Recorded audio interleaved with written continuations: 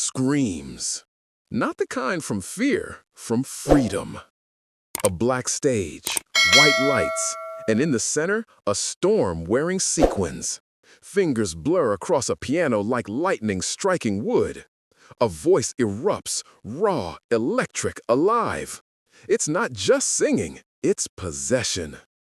The crowd can't help it. White teenagers twist, shout, lose control. The air smells like sweat, rebellion, and something forbidden. Then, silence. The record spins. A radio DJ hesitates. Can I even play this on air? Somewhere in the South, a preacher slams his fist on a pulpit. The devil's music. Church bells clash with the backbeat. Crosses burn against the night. And somewhere, a young black man laughs through it all. Little Richard. The man who set the world on fire with one scream. The man who dressed like sin and sang like salvation. He leans toward the mic, eyes fierce, grin brighter than stage lights. They didn't call me the architect of rock and roll for nothing, baby. He knows what he's done. He knows what it cost. Because every note he plays cuts through a country built to silence him.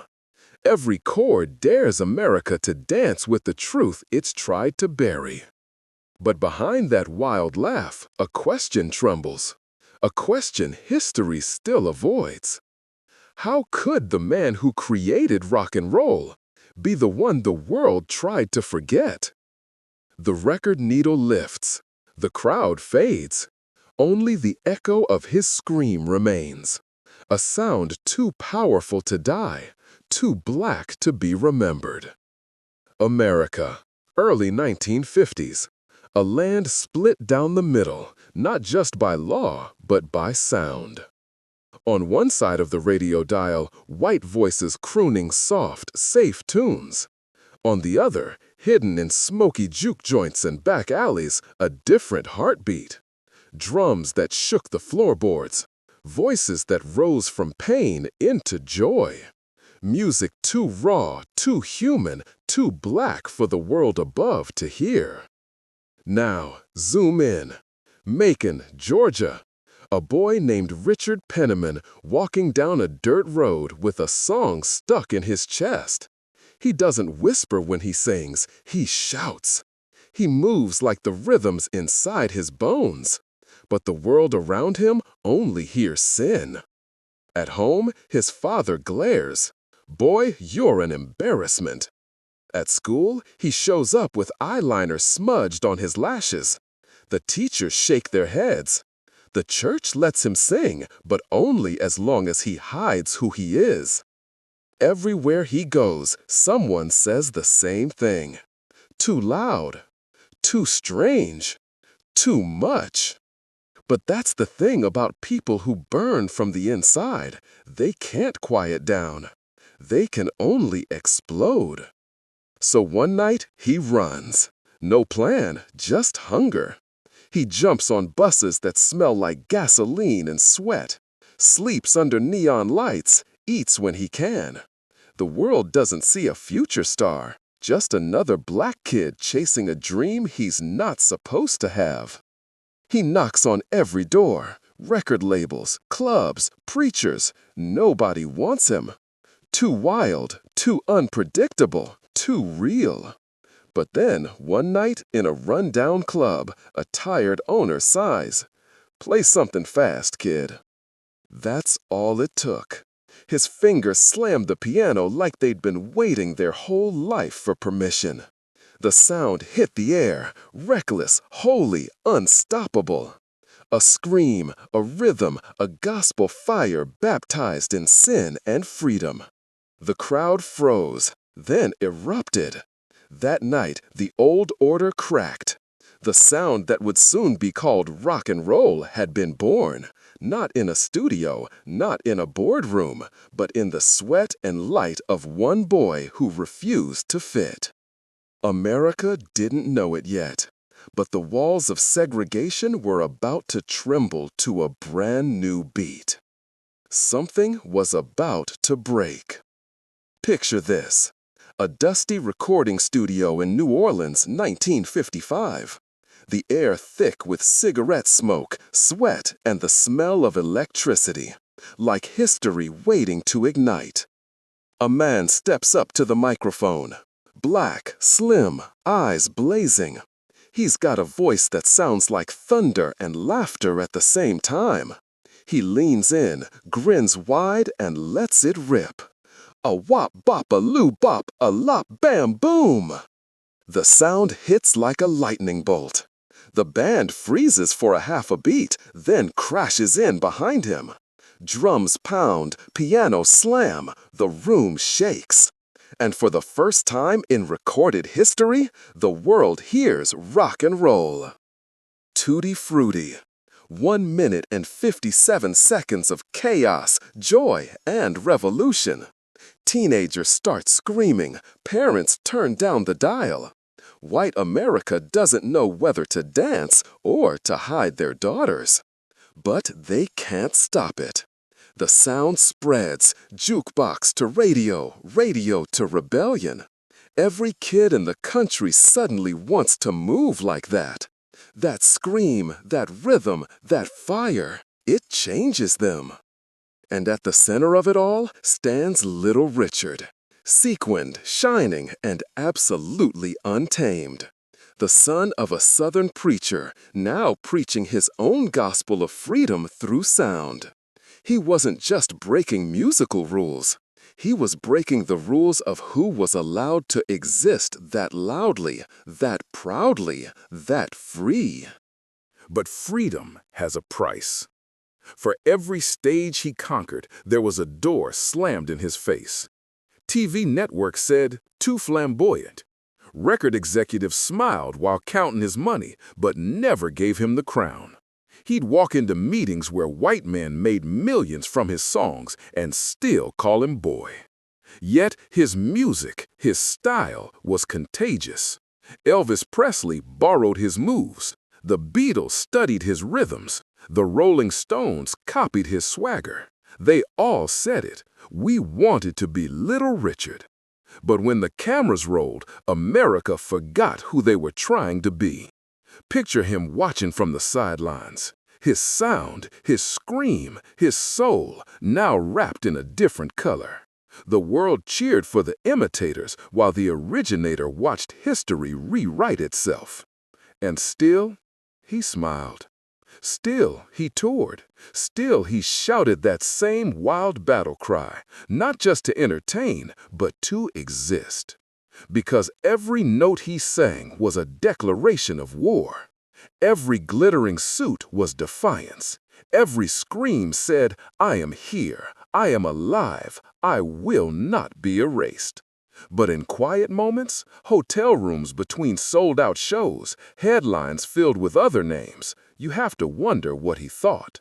When Elvis became the king, when the Beatles were called revolutionary, did Little Richard ever whisper to himself, "I built that throne, but I can't sit on it"? The music played on, the crowd screamed, the cameras flashed. But behind the glitter and glory, a question began to haunt him. Was this the moment he realized the crown he forged with his own hands might never truly be his? Picture this. 1957. Spotlights blinding, screams deafening. 1,000 hands reach for the man in sequins, the man who sounds like a riot and a prayer at the same time. Little Richard is on top of the world, the architect of rock and roll, the man who built the temple everyone else is now dancing inside. He pounds the piano like it owes him something. Sweat flies from his face, glitters in the light.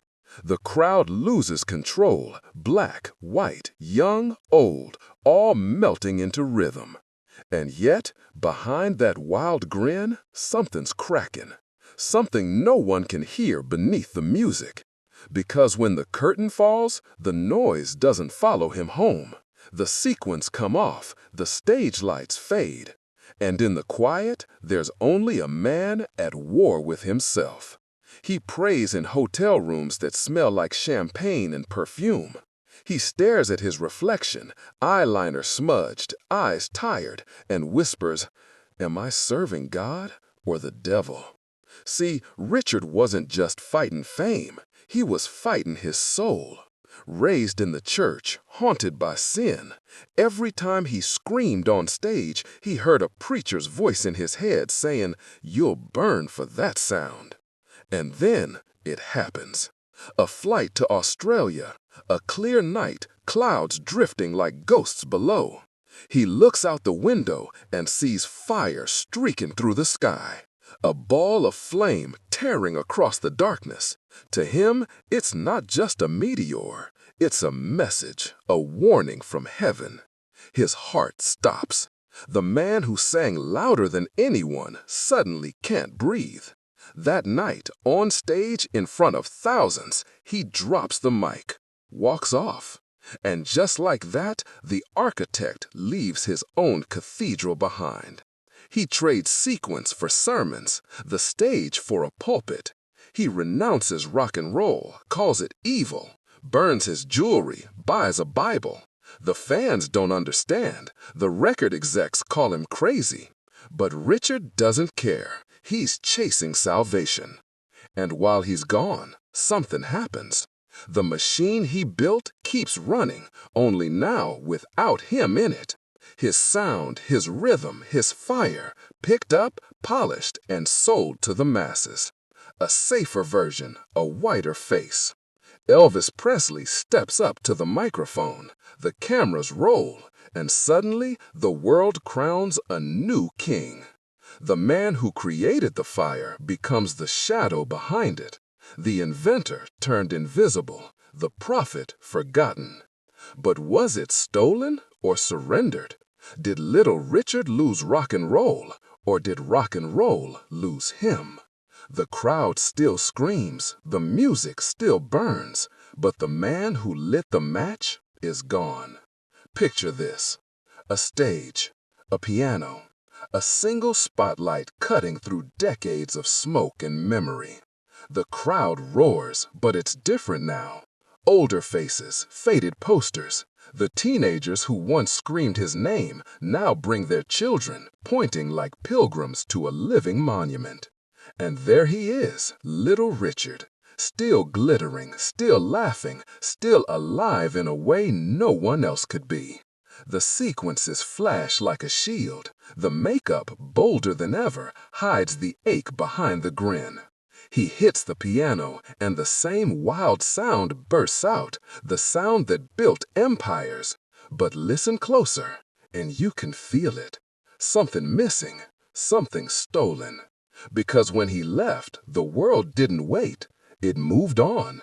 The same radio stations that once banned his voice now blast his imitators 24 hours a day.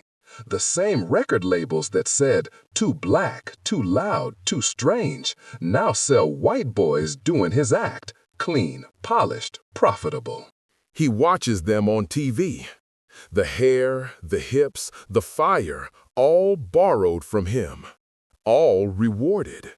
And yet the world still calls them pioneers. He laughs when they ask him how he feels. "They took my music," he says, flashing that famous grin, "but they couldn't take me."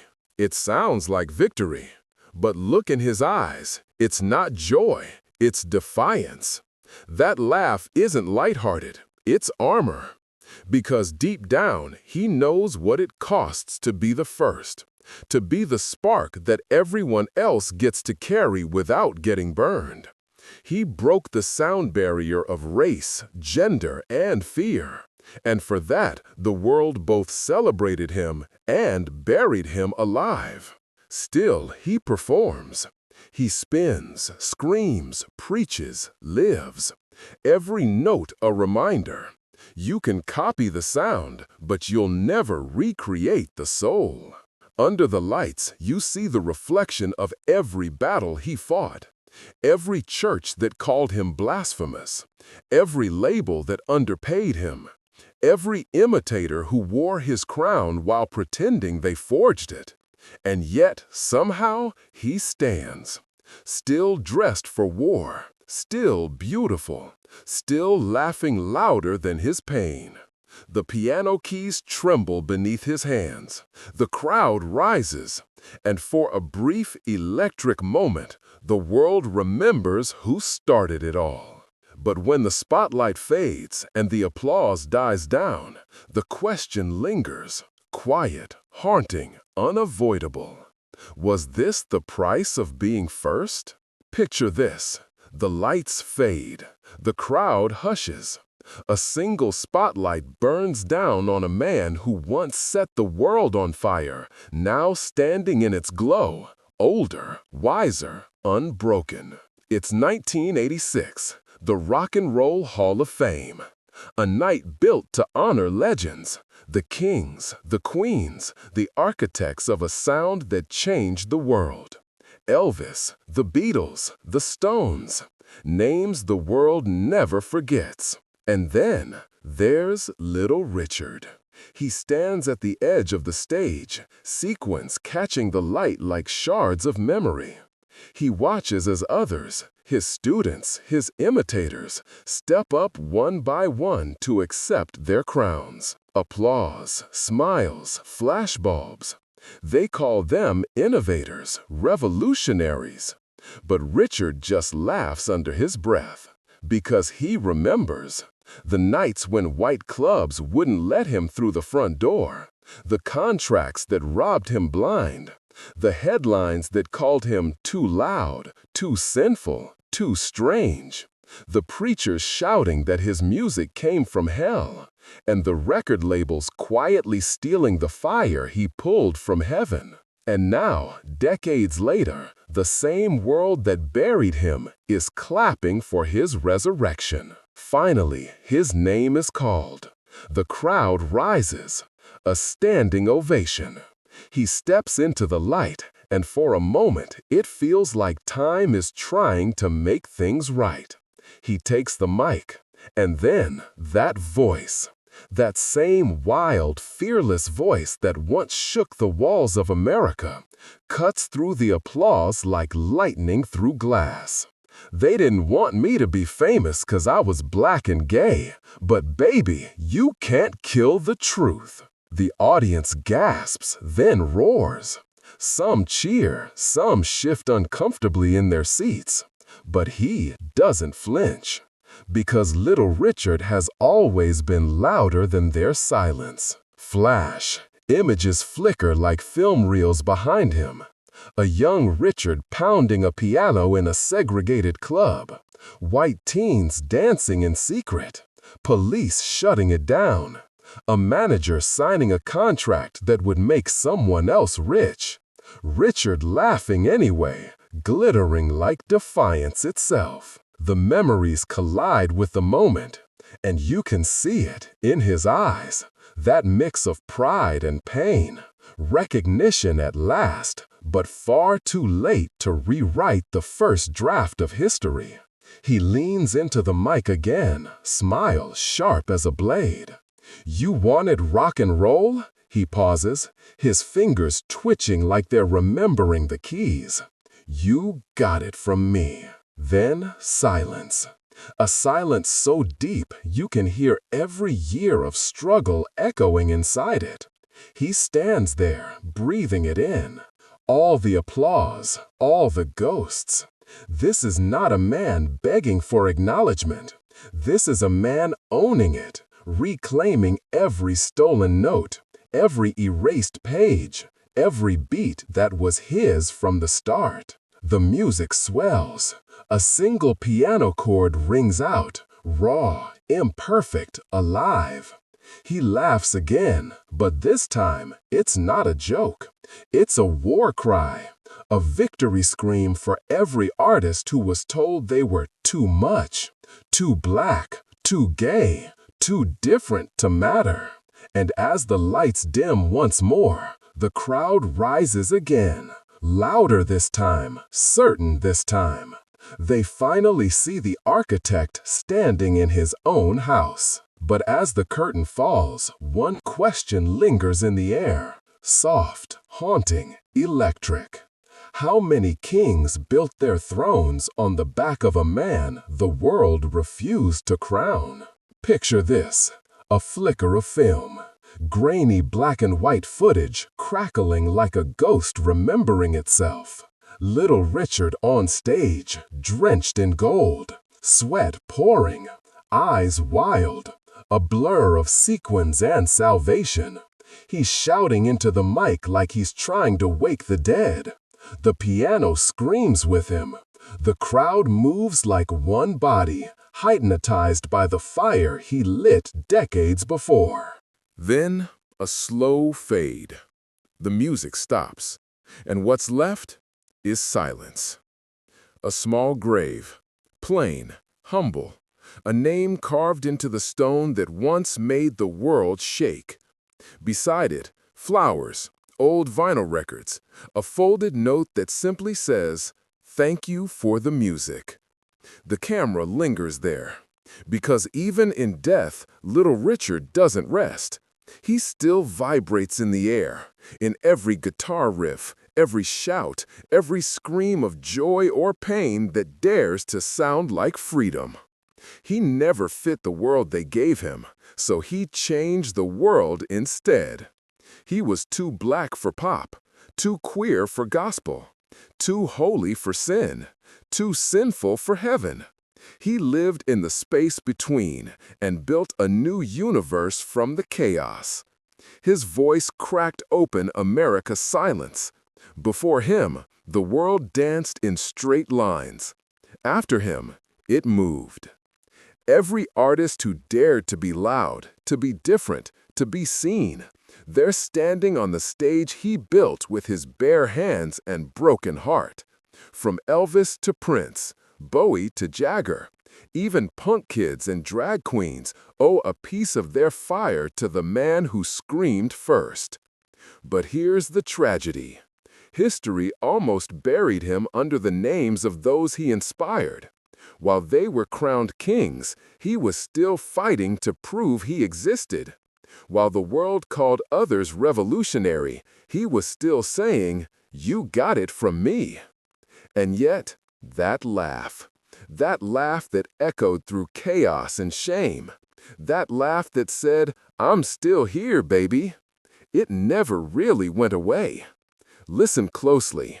In the static of old recordings, in the crackle of vinyl, you can still hear it. That same wild joy, defying time itself. Because Little Richard didn't just make music, he made permission. Permission to be bold, to be strange, to be magnificent and messy and real. He forced the world to look, and even when it tried to look away, he made it listen. Now his story plays on repeat in the background of every generation. Every beat, every rebellion, every artist who screams into the dark hoping someone will understand. But as the screen fades to black, as his laughter echoes one last time over the silence, the question remains, soft but heavy.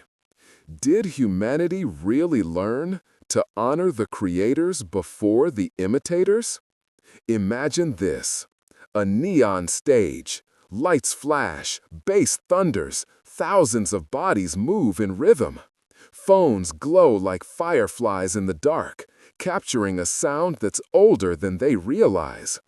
Because that scream, that wild, electric scream echoing through TikToks, festivals, and stadiums, was born 70 years ago in a tiny studio in Macon, Georgia. One man, one piano, one spark that ignited the sound of rebellion. Every riff you hear, every rhythm that makes a crowd lose control, every shout that dares the world to feel something, it all traces back to him. The man who didn't wait for permission, who didn't fit, didn't care. He didn't just create rock and roll, he was rock and roll. Look around today, the glitter, the chaos, the freedom.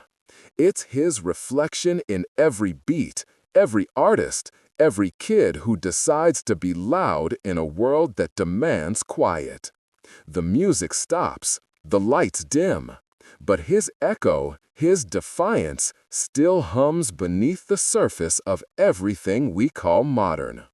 Maybe, after all these years, the world's finally starting to hear him. Fade to black.